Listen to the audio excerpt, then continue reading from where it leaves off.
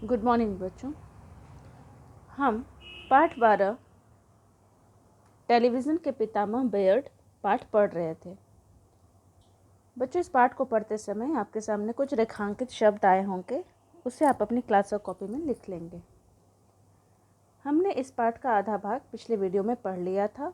आज हम आगे का भाग पढ़ते हैं।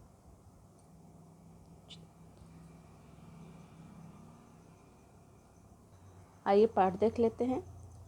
अंततः वे तंग हाल रहकर ही अपने उपकरण में सुधार करने में लग गए। सौभाग्यवश तभी बेयर्ड के 2 चचेरे भाइयों ने 500 पाउंड की रकम उन्हें भेजी। भाइयों की शर्त यह थी कि यदि टेलीविज़न का प्रयोग सफल रहा तो आमदनी में मतलब कमाई में उनका भी आधा हिस्सा रहेगा। अब बेयर्ड दोगुने उत्साह से अपने अनुसंधान कार्य में जुट गए। उन्होंने बेयर्ड टेलीविज़न लिमिटेड नाम से एक छोटी कंपनी बनाई, प्रयोगों के लिए आवश्यक कल पुर्जे खरीदे और अपने साथी बिल के साथ नए नए प्रयोग करने लगे। यह बिल कोई बहुत बड़ा वैज्ञानिक नहीं था। बेयर्ड एक मुखौटे को बिल के नाम से पुकारते थे। सच्ची लगन और परिश्रम कभी निष्फल नहीं जाते। बेयर्ड की मेहनत भी एक दिन रंग लाई। 2 अक्टूबर 1925 की दोपहरी थी, मतलब दोपहर का समय था। एक दिन बेयर्ड अपने प्रयोगों में डूबे हुए थे। उन्होंने अपने उपकरण का स्विच दबाया तो ट्रांसमीटर के सामने लटकाए हुए बिल का चेहरा पर्दे पर साफ साफ उभरा। आँख, नाक, मुंह सब कुछ एकदम स्पष्ट, मतलब सारा साफ साफ दिखाई दे रहा था। बेयर्ड खुशी के मारे उछल पड़े। उन्हें अपनी आंखों पर एकाएक विश्वास नहीं हुआ, मतलब अचानक से उन्हें अपनी आंखों पर विश्वास ही नहीं हुआ कि ऐसा हो रहा है। वे फौरन दौड़कर नीचे आए, मतलब तुरंत। अब वे किसी अन्य व्यक्ति को ट्रांसमीटर के सामने खड़ा करना चाहते थे और देखना चाहते थे कि वो वास्तविक में वो चित्र वहाँ पर आता है या नहीं। जल्दबाजी में उन्हें नीचे जो लड़का दिखाई पड़ा उसी को घसीटते हुए, मतलब खींचकर ऊपर ले आए। लड़के को ट्रांसमीटर के सामने तेज रोशनी में खड़ा किया और स्वयं दूर रखे उपकरण के सामने जाकर देखने लगे कि उस लड़के का चित्र उस पर आता है कि नहीं। लेकिन अफसोस, पर्दे पर उस लड़के की आकृति नहीं उभरी, मतलब बिल्कुल भी दिखाई नहीं दिया उस लड़के की जो आकृति थी। बेयर्ड बहुत दुखी हुए। वे सोचने लगे कि बिल की आकृति पर्दे पर दिखना क्या दृष्टि भ्रम था। वो दुखी हो गए कि वो जो बिल मुखौटा ना जो उन्होंने रखा हुआ था, जब उसकी आकृति पर्दे पर आई थी तो क्या उन्हें दृष्टि भ्रम हो गया था, मतलब उन्हें उनकी आंखों का धोखा था? नहीं, बिल का चेहरा, आंख, नाक, कान सभी तो पर्दे पर साफ साफ दिखाई दिए थे। वो सोचते हैं जरूर कोई और गड़बड़ है। जांच पड़ताल के लिए बेयर्ड ट्रांसमीटर के सामने पहुंचे। देखा वह लड़का तो डर के मारे दूर एक कोने में दुबका खड़ा हुआ था। वो बच्चा डर गया था और डर के एक कोने में दुबक कर खड़ा हो गया था। फिर भला उसकी आकृति पर्दे पर आती कैसे, दिखाई कैसे देती? बाद में उस लड़के को कुछ पैसे देकर ठीक स्थान पर खड़ा किया गया तो उपकरण के पर्दे पर लड़के की शक्ल साफ साफ दिखाई दी। बेयर्ड की खुशी का ठिकाना न रहा। उनकी वर्षों की साधना सफल हो गई थी। उनकी वर्षों की जो तपस्या थी वो सफल हो गई। वे टेलीविज़न का आविष्कार करने में सफल हो गए थे। 26 जनवरी 1926 ईस्वी को बेयर्ड ने अपने टेलीविज़न का सार्वजनिक प्रदर्शन किया, मतलब लोगों के सामने, सारे लोगों के सामने अपना प्रदर्शन लगाया।